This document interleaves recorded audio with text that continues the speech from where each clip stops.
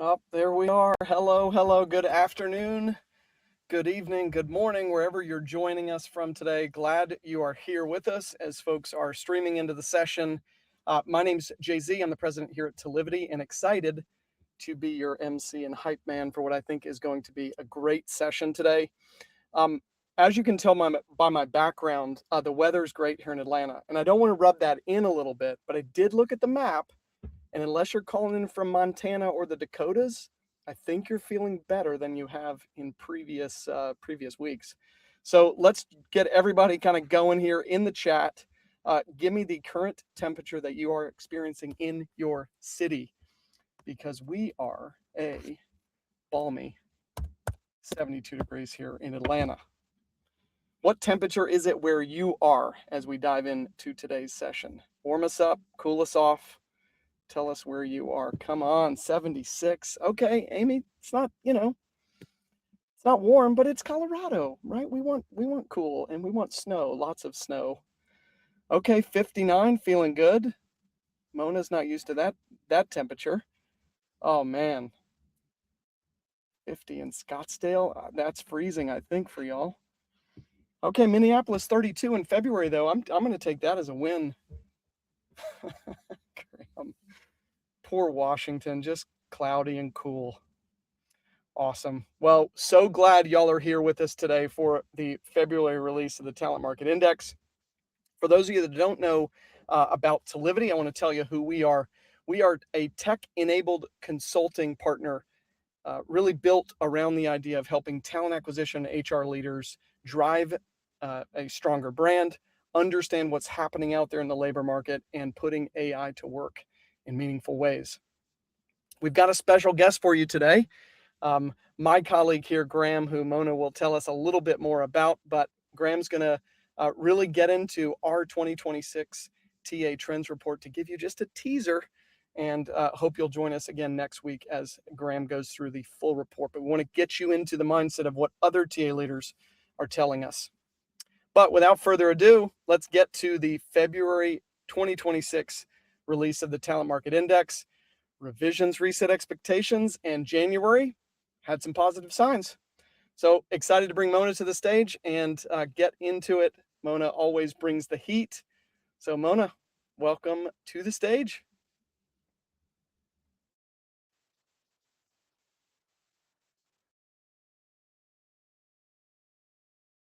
And joining us. We've got a good show for you today.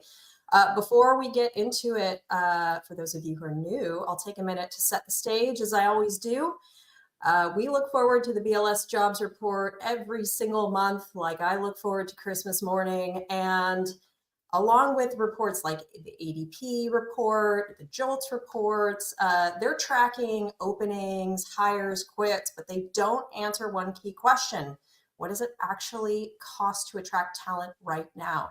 So that's where the Talent Market Index comes in. It measures where employers are spending on paid job advertising across 9 key segments. And it's going to give you a real-time view of hiring demand and the implications of cost pressures. So when you layer that on top of the traditional data, we think we're giving you a much fuller picture here, not just who's hiring, but how hard and expensive it is for you to compete for that talent. So with that, let's talk about what's happening and what's moving the market here. First, January came in hot with the year of the fire horse energy, and that surprised us. We were talking about what this energy was going to bring to the labor market at the end of last year, and it did not disappoint. Hiring outperformed expectations. There were 130,000 non-farm jobs added to the US labor market, and unemployment went down slightly to 4.3%. But what really matters, though, is where the growth actually showed up. So last year, we talked a lot about healthcare. Healthcare was carrying up and holding up the labor market. That's still happening this year, but what we're seeing is that those gains are starting to broaden.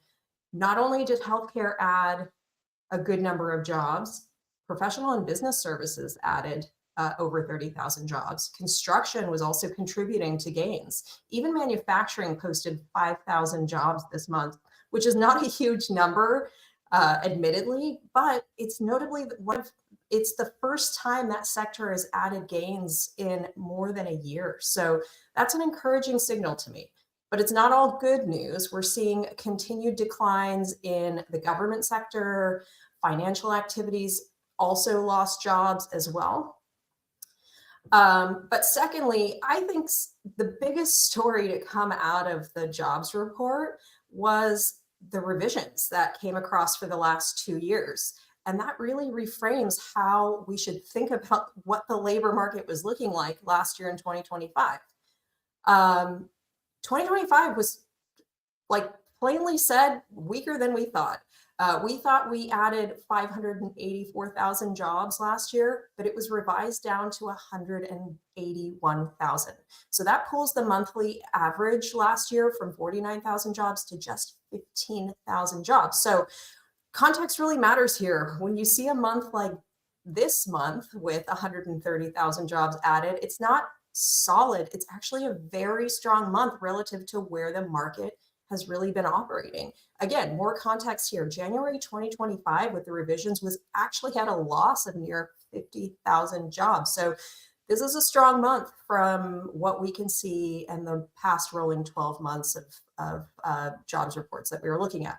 So again, third, this is where we look at the talent market index and see something really interesting.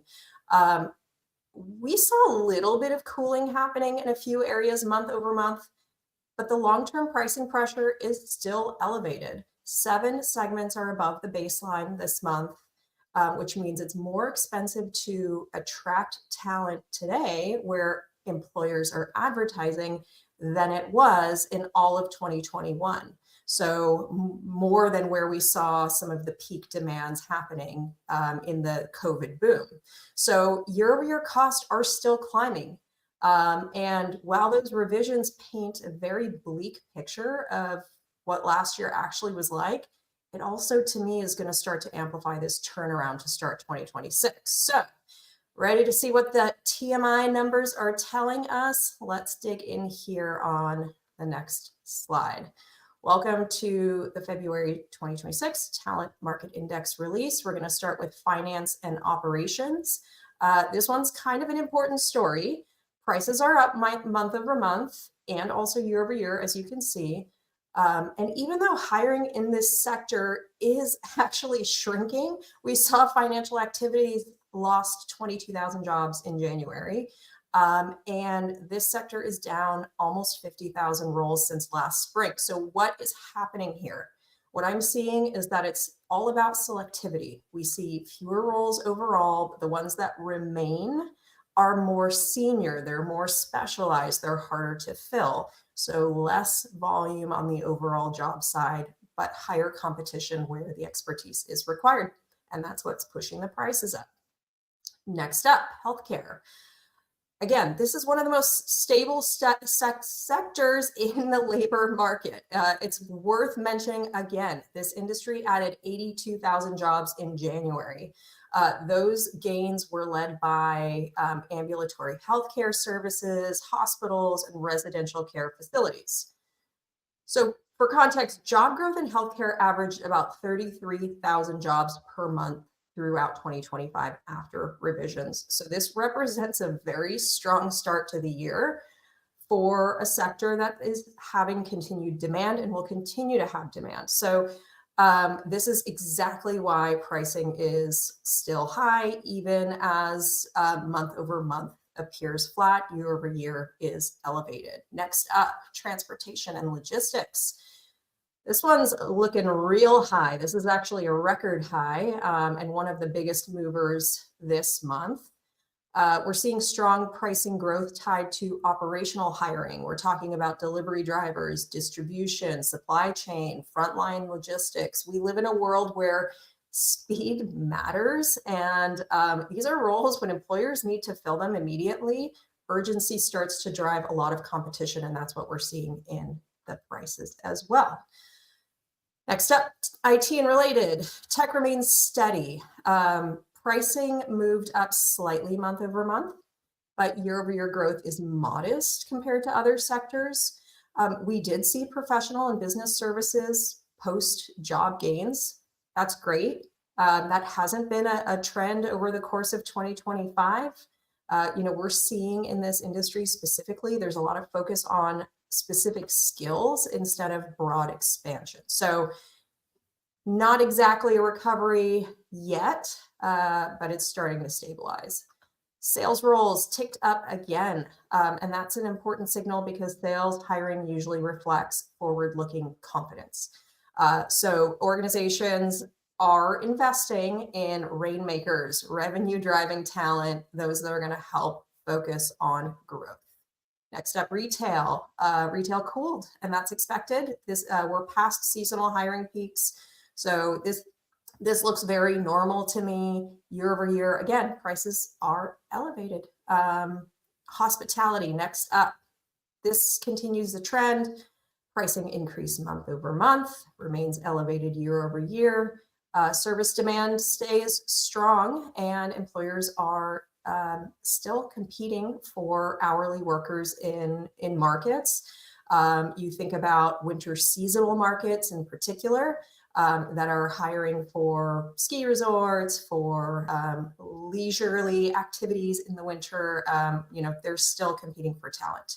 All right, light industrial, a slight dip month over month, but remains elevated overall.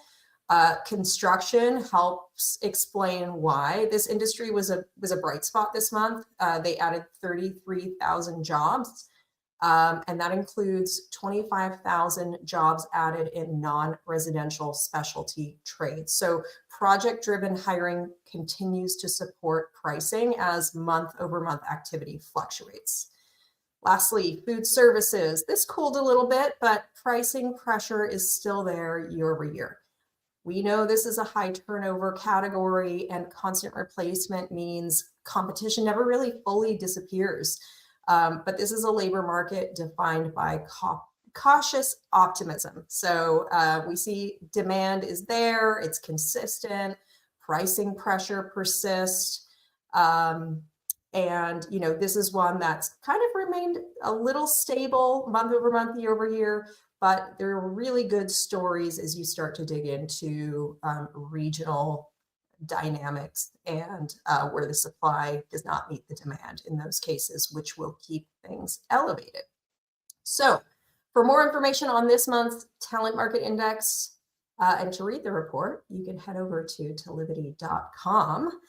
And with that, I am really excited for the next part of this segment. Allow me to introduce my colleague, Graham Thornton. Graham is the president of consulting and growth at Talivity, where he leads the AI and talent tech consulting practice.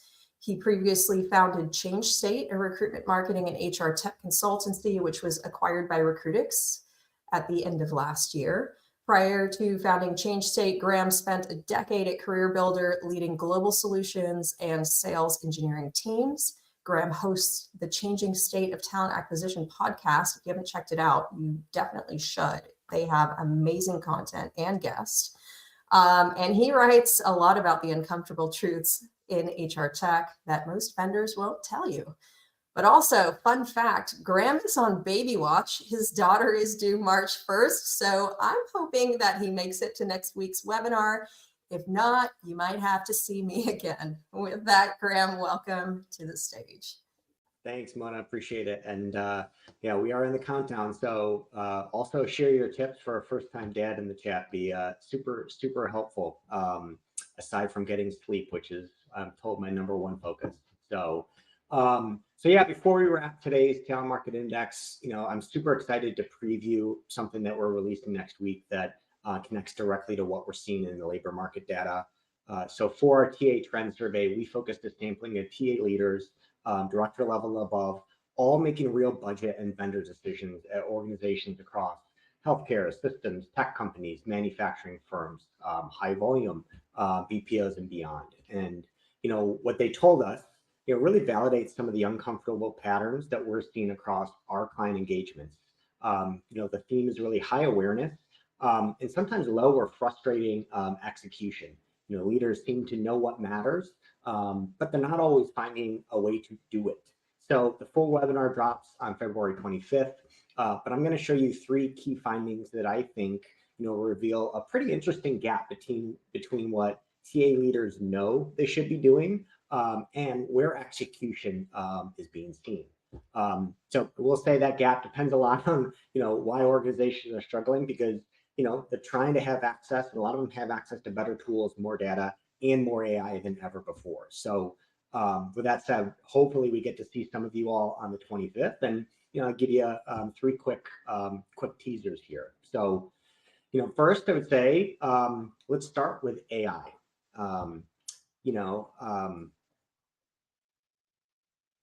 And so on the next slide, Kate, let's start with AI. So our first stat is 88% of our respondents told us that AI was very important or critical when evaluating new technology. And that means that's nearly unanimous that AI is being peppered across TA rooms. I think we lost those slides. So Kate, if we get a chance, try to pull those slides up, that'd be great. But if not, these are great talking points, and we'll send these out in our recap also. So 88% of respondents told us AI is very important or critical when evaluating new tools and technology. But only 29% of respondents reported significant impact from their AI tools. And so that's not moderate impact, it's pretty significant. And so that's less than 3 in 10 respondents. So what's happening is we're having leaders that are buying AI because they feel like they have to. So this could be boards that want to hear about AI. It's executives that want to see AI in the tech stack. So they're attempting to adopt tools. But we don't think that they're really measuring. We're hearing that they're not really measuring whether those tools actually work. A lot of AI adoption is going towards moving to manual admin tasks. That might be job description writing, resume parsing, scheduling. What we would say is the quote unquote safe stuff.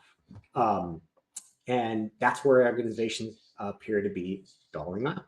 High awareness, zero or low execution. So, the question that, we're pushing clients to ask are you measuring AI impact, or are you just checking the box that says we have AI in our organization? The second finding is focused on employer brand, and what we think is really called the employer brand paradox. So 65% of our respondents have said that they have less than 50K annually that they are dedicating towards employer brand.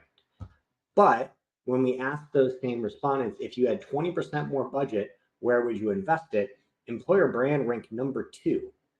So what that means is employers want to invest in employer brand, but they're not.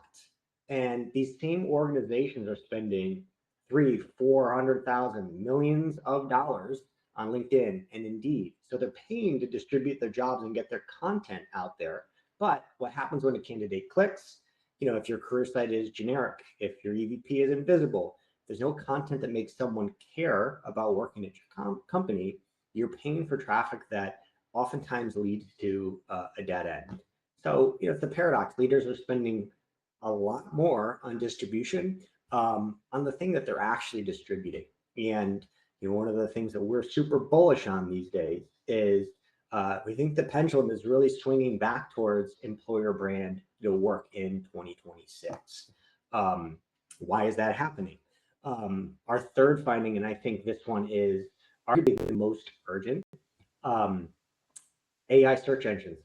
82% of respondents are aware that ChatGPT, Claude, Gemini, LLMs now surface jobs directly in search results, but only 12% of companies are actively optimizing for it. So, that's 8 out of 10 leaders that say, hey, we know that LLMs and candidates are searching in ChatGPT for jobs, but only 1 out of 10 is doing anything about it. So it's not a knowledge problem, it's an execution problem. And we sit in a lot of conversations, and it's a hot topic in boardrooms, frankly, where you have a CHRO sitting with your executive team, wondering what's our geo strategy, what's our generative engine optimization strategy, whatever acronym you want to use. It gets a half-hour discussion. Everyone says, yeah, this is something that we need to do, but no one gets it signed, no budget gets allocated, and it gets pushed towards a later quarter. And so the good news is Not a lot of competitors are doing it. We just said 12% are actively optimizing for it, but we think that's the window. Last week, LinkedIn just put out a study that said they lost 60% of their B2B search traffic to AI search engines. And that is a huge number. They're actually going to change the way that they're measuring marketing, to stop measuring and focusing just on views and clicks, to start focusing on influence and reach. And that's not a small change. That is a huge shift in how you're measuring marketing dollars. So the good news is there's a real interesting window for AI search engines. It's very different than traditional SEO, where you're competing against every website trying to get links popular on the first page or two on Google. Super interesting podcast last week. If you listen to Morning Brew, their latest stat was 59.6% of the links cited in LLMs like a ChatGPT and Claude are not in the top 20 search results on Google. So super interesting piece as we look at AI search engines. I will say, if you wait till everyone's doing it, you're going to lose a big first mover advantage. But super fun finding in our AI search piece as well. So, that is what we're going to unpack in the full webinar next. I believe it's Tuesday. I think it actually is Wednesday. I know that because the baby stuff. Full webinar next Wednesday, February 25th. So if you want to know a little bit more about our research, what's working in what we're calling theater in 2026, registration link I think is in the chat. Yes, it is, and would love to have more of you join, and feel free to share your questions in advance, and we'll see if we can get to them next week as well. So thanks, Mona.